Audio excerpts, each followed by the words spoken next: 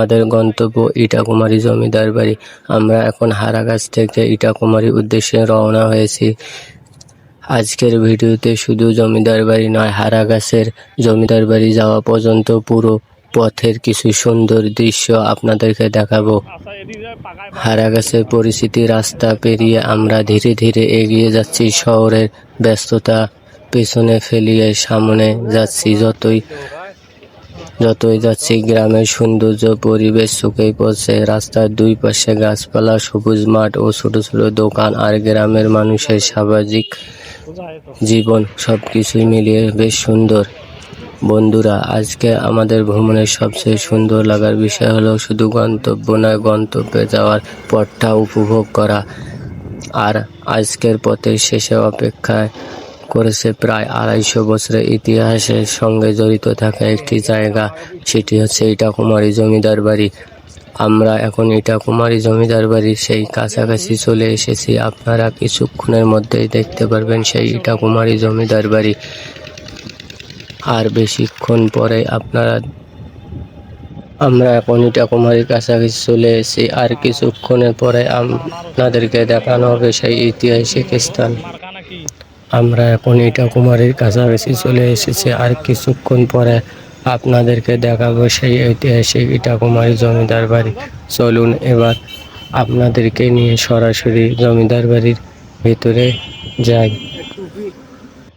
বন্ধুরা, সর্বশেষ আমরা পৌঁছে এসেছি আমাদের গন্তব্য।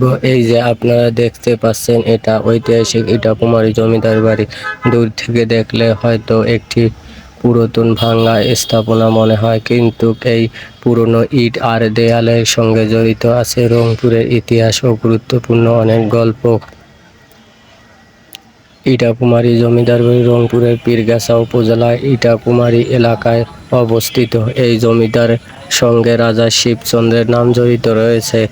আর এই জায়গাটির সবচেয়ে গুরুত্বপূর্ণ ঐতিহাসিক বিষয় 1783 সালে রংপুরে ঐতিহাসিক প্রজা বিদ্রোহীর সঙ্গে ইটাকুমারীর সম্পর্ক। তৎকালীন সময়ে প্রজাদের উপর নানা রকমের অত্যাচার ও ক্ষোভের বিরুদ্ধে মানুষের মধ্যে ক্ষোভ তৈরি হয়েছিল। সেই এখনকার আন্দোলন ইতিহাসের সঙ্গে এই এলাকার নামও জড়িত যায়।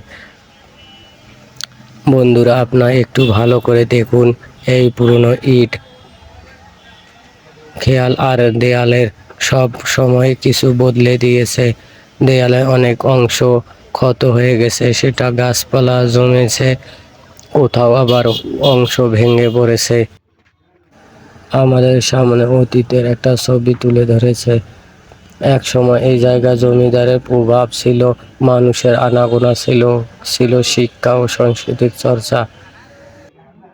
আপনারা দেখছেন সেই বিল্ডিংটা এখনো পুরনো অবস্থায় দাঁড়িয়ে রয়েছে আমাদের মাঝে।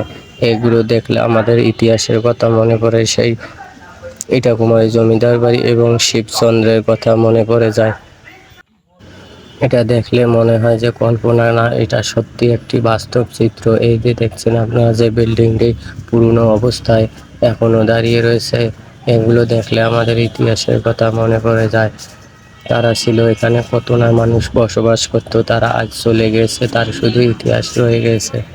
এখানকার পুরনো মন্দির এবং পুকুর, অন্যান্য ঐতিহাসিক নিদর্শনগুলো এলাকার অতীতের কথা মনে করিয়ে দেয়।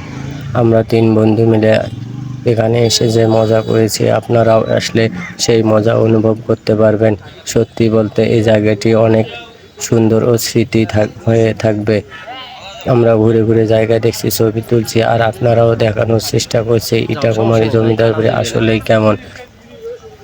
এই জায়গাটি দাঁড়িয়ে একটি বিষয় মনে হয়, সময় চলে যায়, মানুষ চলে যায়, কিন্তু ইতিহাস থেকে যায়। আজ আমরা যে জায়গাটি দাঁড়িয়ে আছি, কয়েকশো বছর আগে এখানে পরিবেশ ছিল কেমন, এখানকার মানুষ জীবন কেমন ছিল, সেটা আমরা কল্পনাও করতে পারি না। আর আজকে আমরা হারাগাছ থেকে রওনা হয়ে ইটাকুমারী জমিদার বাড়ি পর্যন্ত আপনাদের সঙ্গেই নিয়ে আসলাম। রাস্তার দৃশ্য এবং জমিদার বাড়ি পুরনো স্থাপনা সব কিছু আপনাদেরকে দেখানোর চেষ্টা করছি। আপনাদের যদি এই ভিডিওটি ভালো লাগে তাহলে একটি লাইক ও বন্ধুদের সাথে শেয়ার করবেন, আর কমেন্ট করে জানাবেন রংপুরের কোন ঐতিহাসিক জায়গা আমরা ঘুরতে যাব। এমন ইতিহাস, প্রকৃতি ও ভ্রমণের ভিডিও পেতে আতিক ন্যাচারাল ওয়ার্ল্ডের সঙ্গে থাকবেন। সবাই ভালো থাকবেন। আল্লাহ হাফেজ। আর আতিক ন্যাচারাল ওয়ার্ল্ড চ্যানেলটি সাবস্ক্রাইব করে আপনারা আমার পাশে থাকবেন। আপনাদের দোয়া এবং ভালোবাসা আমি অনেক দূরে এগিয়ে যেতে পারবো। ইনশাল্লাহ আপনাদের সাথে আমার পরবর্তী ভিডিওতে দেখা হবে। আল্লাহ হাফেজ। আপনারা সবাই ভালো থাকবেন।